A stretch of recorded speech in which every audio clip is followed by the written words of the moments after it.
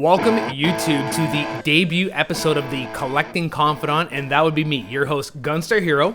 And this is my new show, dedicated to bringing you the best of upcoming and current released limited print physical video games. One of my greatest passions. I've been collecting video games since I was a teenager. I've got over 1,100 games now from all eras, all genres, all consoles. Mainly, I'm a kind of a PlayStation, Nintendo focused kind of guy, but I've also been dipping a bit into Xbox and mobile gaming.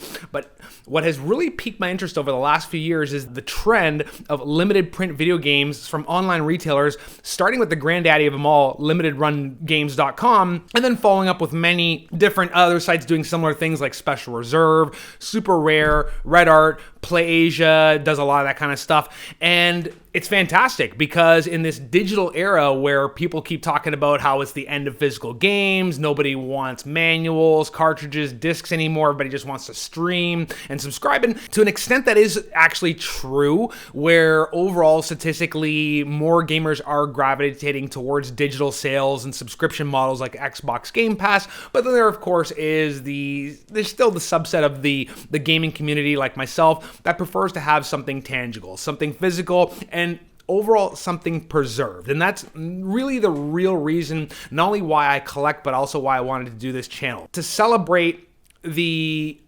protection and the preservation of the video game art form. Because especially, as we know it with the digital age, that obviously with licensing deals expiring and legalities, certain video games can disappear from online storefronts. And when that happens, if you don't actually have a copy of it in your history to be able to download, you might be out of luck. Whereas if you actually have a physical copy down the road, hopefully even if you don't have an internet connection, you can still play these games sometime in the future and keep those preserved. So that said, with all of the websites coming out now, there is a glut of games to buy. And, obviously we only have so many dollars in our wallet. You don't want to break the farm just trying to collect video games. So I think the whole point of this channel is to help whittle down that whole insane pool of games and to shine the spotlight on a few titles that I think are pretty hot that you should definitely consider paying attention to.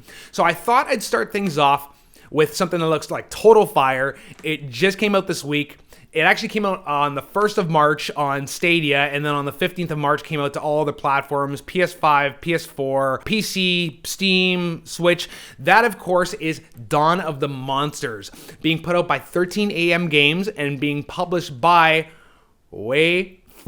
And this is why I had to start off. I had to start off with a bang because I love WayForward. Of course, WayForward is responsible for putting out an incredible wealth of games, including the Shantae series, River City Girls. They've been responsible for The Mummy Demastered, of course, DuckTales Remastered. So many fantastic titles. And then you've got 13 AM Games, which is responsible for games like Runbow. So they're coming into the mix with this 2D kaiju-inspired brawler, which is, as you can tell from the visuals, totally fan service to fans of like Godzilla, Gamera, Ultraman, Pacific Rim, all those tropes tied into one very slick-looking 2D style brawler in the vein of old school classics like Double Dragon, Streets of Rage, and even River City Girls. But what's nice about this game that I feel that elevates it above a bunch of other similar 2D style side-scrolling brawlers is its emphasis on defense.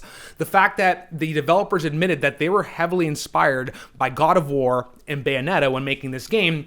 And what that means is that there's going to be a very deep blocking and parrying system, and that's what's really going to give the gameplay some depth. In addition to the fact that you've got 4 different characters, you've got Megadon, which is obviously inspired by Godzilla, you've got Gamera, which is inspired by Gamera, you have Aegis Prime, which is an Ultraman trope, and you've got the Mech, which is Tempest, with all their different abilities, different finishers, different executions, rage attacks. But like I said, the defensive style is really going to lend some depth to the combat in terms of being able to pull off combos, string together attacks, and the better you play and the better ranks you get during combat, the more augments you're going to unlock, which gives this game kind of an RPG aspect to it as well in terms of being able to upgrade your attacks, upgrade your character. So there's a lot going for this game. And again, a fantastic visual style. I love the fact that it's set in real world locations and that the developer itself is based out of Toronto, Ontario, which is close to home, being an Ontarian myself, it's great to see the CN Tower in the background and a boss fight in front of the old Sky Dome, which is now the Rogers Center. There's a lot to love about this game, especially for geeks that just love the whole kaiju-inspired genre. Who doesn't love the old Godzilla flicks, right? So something to definitely look forward to. Now, like I said, this was released digitally this month in March on all major platforms, but the big thing is that you can get this in a retail format on PS4, PS5, and Switch via www.limitedrungames.com. And as per the name, Limited Run games are either set for a specific pre-order window, usually 4 to 6 weeks, or sometimes they may even be available only in like a certain amount of copies. For example, say 2,000 copies. And once they're gone, they're gone. Or once that pre-order window ends, that's it. You know, in most cases, you can't get these games again. In most cases.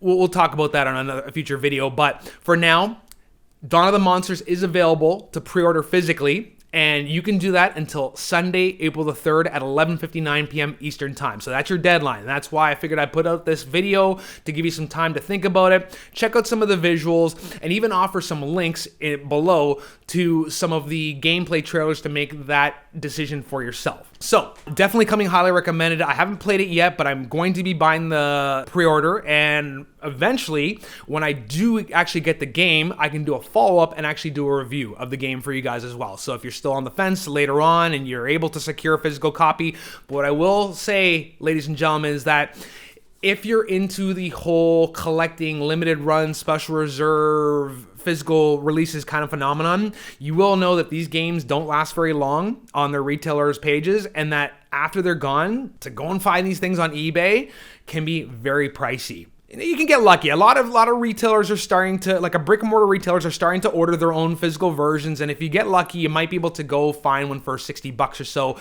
But time is of the essence with this phenomenon. It's kind of like that whole FOMO mentality, fear of missing out, which, again, this is the whole reason of this show, to help you curate and wade through that whole sea of potential games to buy and try to focus on some of the best of the best. So this has been the first episode of the Collecting Confidant with your host, GunstarHero. Hope to bring you a lot more episodes in the future. Make sure you comment, like, and subscribe, and I'll see you on the next one. Take care, guys. Peace.